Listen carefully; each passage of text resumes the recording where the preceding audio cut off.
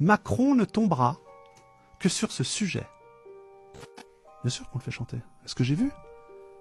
Alors je vais vous dire une chose. La clé pour éviter le chaos de manière temporaire. Voilà ce que j'allais vous demander. C'est de asphyxier la pédomagistrature. Le mondialisme, c'est du communisme privatisé.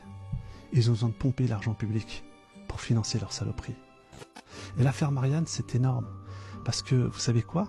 Ça a financé tous les petits salopards qui nous ont craché dessus.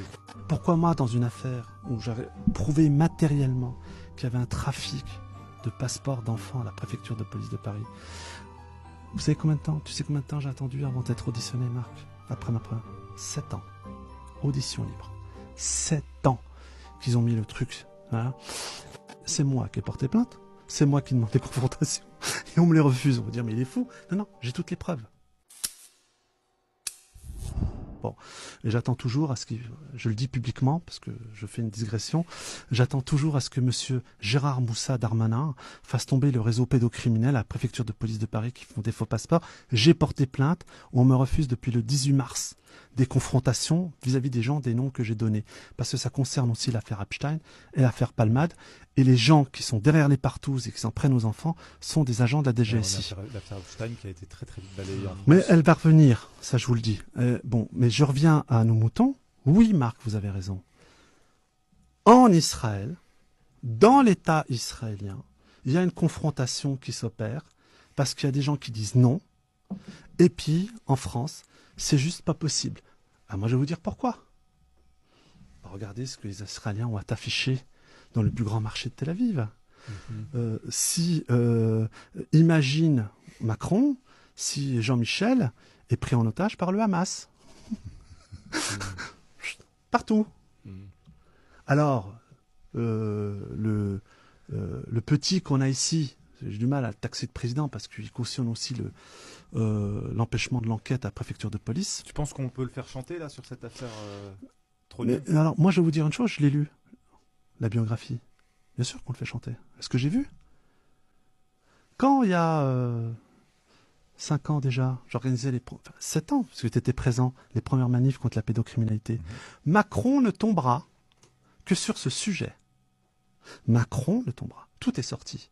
Ubergate, il est tombé? Tous les malins là qui disaient alternative, vous allez voir, c'est grave, j'ai un scoop. C'est tombé? Non. Il est tombé sur l'affaire Rothschild-Gate avec des comptes via un trust qu'il a à Guernsey? Non. Il est tombé sur l'affaire McKinsey, 2 milliards d'argent public? Non. Alstom. Il est tombé sur Alstom? Non. Il est tombé, attendez, par an, il vend entre 100 et 200 bijoux de technologie française aux Américains. C'est-à-dire qu'aujourd'hui, on ne peut même pas faire de satellites tueurs dans l'espace parce qu'on a vendu une technologie aux Américains qui fait qu'on peut créer que des satellites d'observation. Ça va très loin. C'est-à-dire que même dans la guerre de l'espace, qui est la guerre d'aujourd'hui dont aucun des candidats ne parle, d'accord? Bon, même là, on ne peut pas agir parce que ce pion, je ne sais pas, ce garçon, cet agent MK sous contrôle, manifestement, il a des problèmes. Alors après, bon, je m'attends là, mais ils vont avoir du mal parce que Rudi Reichstag, j'ai déjà prévenu ainsi que toute la bande, vous êtes des antiracistes, j'ai l'impression que le sentiment que vous y allez très fort lorsque c'est quelqu'un qui a un nom en consonance. Et puis je leur dis, et je le répète publiquement, j'insiste là-dessus, moi j'ai un ami journaliste qui a été tué, c'est celui, Raphaël Libert, qui a réveillé l'affaire du fonds Marianne.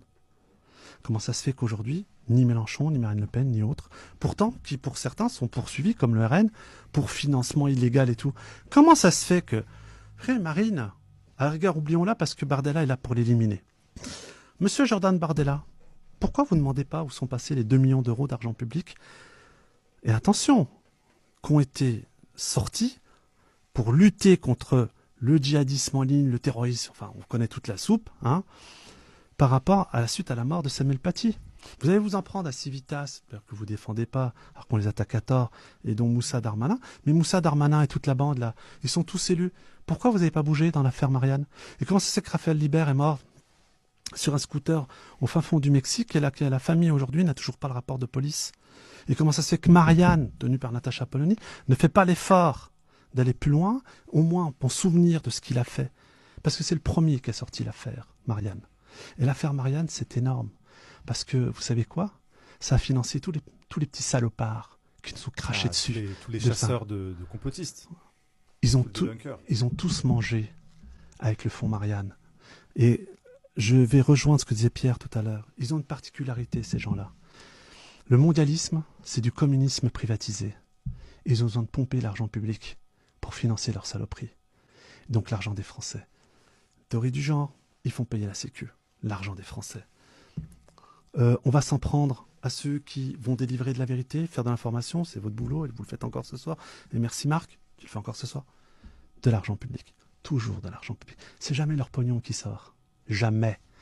Et les Français, ils les prennent pour des vaches à lait. Et en plus de ça, ceux qui sont censés défendre les Français dans le cadre d'une élection ne le font pas.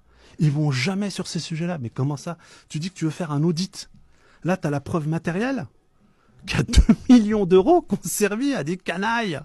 Des gens qui viennent nous traiter de tous les noms. D'ailleurs, ils le font jamais en face. Ils sont seuls sur les plateaux télé. Il n'y a pas de contradicteurs. On leur donne des émissions. Mais attends, c'est qui ces types? Et en fin de compte, ils sont tous gavés. 300 000 euros, 600 000 euros. Et en commission parlementaire. Vous avez vu tu as vu la morve? Hein, le côté presque hautain, mais comment ça, j'ai à rendre des comptes? Mais comment ça, t'as écrit un rapport de même pas 10 pages, t'as touché 300 000 euros. Moi, je connais pas un Français qui se lève le matin, hein, puis qui fait ça en 2 heures et qui touche autant. Et pourquoi là, il n'y a pas de commission? Pourquoi là, on ne demande pas des comptes? Pourquoi moi, dans une affaire où j'avais prouvé matériellement qu'il y avait un trafic de passeports d'enfants à la préfecture de police de Paris, vous savez combien de temps? Tu sais combien de temps j'ai attendu avant d'être auditionné, Marc? Après ma première 7 ans. Audition libre. 7 ans qu'ils ont mis le truc. Voilà.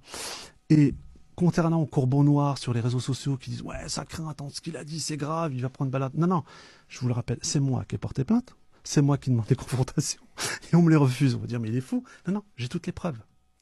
Donc, à un moment, c'est trop facile de s'en prendre à Nexus, Pierre Hillard, Civitas, et puis il y a tellement de gens formidables aujourd'hui, ceux qui se battent pour les soignants suspendus, les pompiers suspendus, il y a tellement de gens formidables dans ce pays. Tiens, Marine Le Pen, qui a dit publiquement qu'elle reviendrait sur la décision d'avoir empêché les salaires d'être versés et qu'elle reverserait jusqu'au dernier centime. Ce qu'ont fait certains États. Hein. Bon, comme quoi il y a des jurisprudences. Pourquoi ils n'en ont pas parlé là? Ces gens qui en ont fait la... Ils ont plus de boulot, il y a eu des divorces, ils ont vendu leur baraque. Certains, et beaucoup d'entre elles, dorment dans leur voiture. Bien sûr, la pédomagistrature est intervenue pour leur enlever leurs enfants, parce que c'est des antivax. Donc leurs enfants sont détruits, leurs familles sont détruites. Alors je vais vous dire une chose, la clé pour éviter le chaos de manière temporaire. Voilà, ce que j'allais vous demander. C'est de asphyxier la pédomagistrature. Il y a 8500 magistrats en France. Allez, il y en a 1000, racistes, racialistes, anti-français, pédocriminels,